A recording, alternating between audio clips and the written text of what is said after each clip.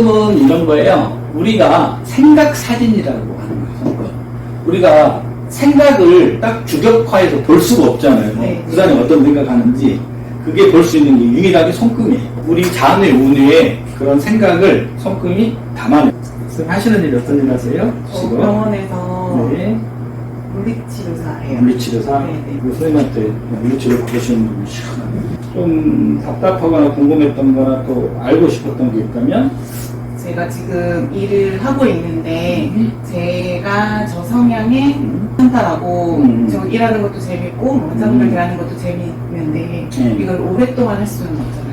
그러니까 노후, 네, 그거를 조금 더 준비를 해야 될 것 같은데 이거를 계속 가지고 가면 노후에는 크게 뭐 이렇게 준비를 할 수 있는 그런 게 되지 않더라고요. 그래서 이거 아닌 다른 수작이라도 아니면 다른 걸 좀 해서 노후에 좀 풍요롭게 지낼 수 있을까. 생각해 보신 건 있어요? 지금 그냥 요즘에 생각하는 거 뭐 부동산? 부동산? 네. 그리고 이제 긍정적인 거는 되게 좋은 게 하나가 뭐냐면 선생님은 커뮤니케이션, 그러니까 뭔가를 소통하고 설명하고 전달하는 능력이 되게 좋아요. 잘 타고났어요. 우리 선생님은 이제 커뮤니케이션 그런 사업선이 발달되어 있기 때문에 요 재능을 살려서 앞으로 가는 게 굉장히 좋아요. 근데 우리 선생님이 이제 일반 환경 평범한 사람 평균적인 거에 비해서 우리 선생님이 약간 강압적이고 뭔가를 딱 퍼터를 정해놓고 약간 억압된 분위기, 의무적인 분위기, 그런 분위기를 선생님이 좀 힘들어 한다는 거예요. 일반인에 비해서. 일반 평균적인 거에 비해서. 그래서 될 수 있으면 약간 프리랜서 경향이, 예를 들면 이런 거죠. 내 거를 하지만 어디 소속, 그리고 체인점 같은 거 있잖아요. 예를 들자면 내가 프리랜서로 뛰지만 어느 큰 틀로는 소속이 돼 있는 그런 일들이 선생님한테는 잘 어울리는 거예요. 구체적으로 선생님이 어떤 거를 잘하고 어떤 걸 좋아하고 어떤 면이 더 선생님이 굉장히 유리한지 그런 것들을 더 디테일하게 계속 볼 거예요. 물리치료면 정형외과? 네. 정형외과가 있고 또 신경외과가 있죠. 네네. 우리 선생님은 그런 예를 들어서 물리치료나 음적인 성향, 병원 같은 데가 전형적으로 잘 맞아요. 그래서 우리 선생님이 물리치료를 조금 더 공부를 더 해가지고 이거를 활성화시켜버리면 우리 선생님은 굉장히 좋아요. 굉장히. 예를 들어서 이런 거지. 보수치료처럼 그 부위 마사지해서 치료를 하잖아요. 그것처럼 선생님이 예를 들어서 필라테스. 필라테스도 치료거든요. 물리치료사가 필라테스를 가르치잖아요. 그러면 그게 굉장히 좋은 치료가 돼요. 그런 거를 되게 잘할 수 있는 사람이에요. 이게 대중적으로 하지 말고 음적으로 대중적으로 드러내놓고 하지 말고 안으로 들여와서 소수를 할 때 가장 좋아요. 그리고 이게 선생님이 치료를 하면 정확한 부위를 치료해요. 침 치료 같은 거지. 침은 굉장히 면적이 아주 정밀한 부위를 타격해서 치료를 해주는 거잖아요.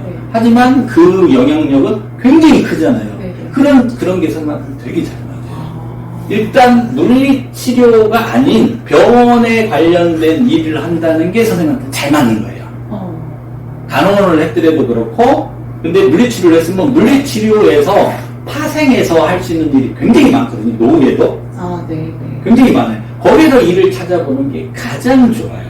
부동산 쪽은 선생님이 그냥 타고난 그런 감각에 그런 그 투자 그런 게 잘 촉이 좋은 거예요. 촉이 일반보다 상당히 좋겠지. 물리치료를 가지고 앞으로는 명상이 뜰 거예요. 명상.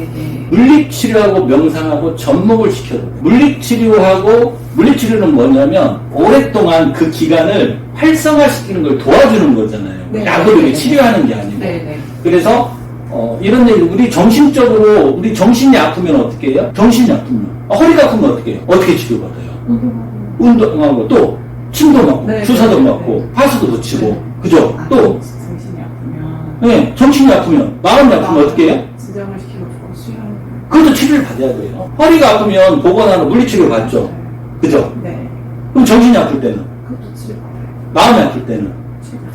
어떻게 치료받아? 내려놓고. 물리치료를 받는 것도 물리치료를 받는 거. 한순간으로 되는 게 아니야. 아, 네. 자, 우리가 막 불안하면 어떻게? 심장이 벌떡벌떡 뛰지? 네. 그러면 약을 먹어. 어떤 약? 심장이 덜 뛰는 약을 먹어. 네. 그죠? 네. 그건 약으로 되는 거야. 허리가 너무 아파. 그럼 뭘 먹어? 진통제를 먹지. 네. 하지만 이거를 서서히 이제 완치하려면 재활치료를 해야 돼. 네, 네. 그게 물리치료란 말이야. 우리 정신이 아파. 네. 마음이 아파. 네. 그럼 어떻게 해? 물리치료를 받아야지. 그 물리치료의 과정 중에 하나가 명상 같은 거예요. 네. 그냥 하나의 과정이야. 명상이 이 치료의 전부가 아닌 거야. 네. 과정인 거야. 네, 네. 근데 우리 선생님은 다행스럽게 물리치료사야. 네. 그 물리치료를 할 줄 알아. 네.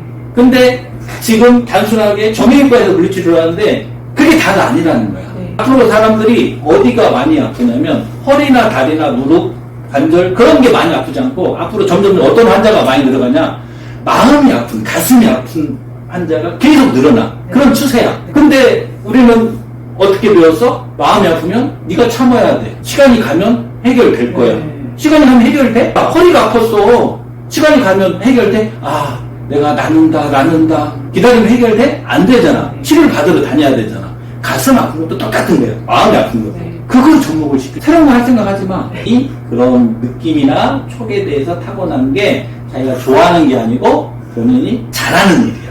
타고난 일. 내가 타고난 일은 오랫동안 해도 변하지가 않아. 그럼 어떤 공부를 좀 더 해야 되겠어? 심리학 공부를 좀 더 해야지. 부동산 공부할 일이 아니고 사람 마음 공부를 좀 해야지.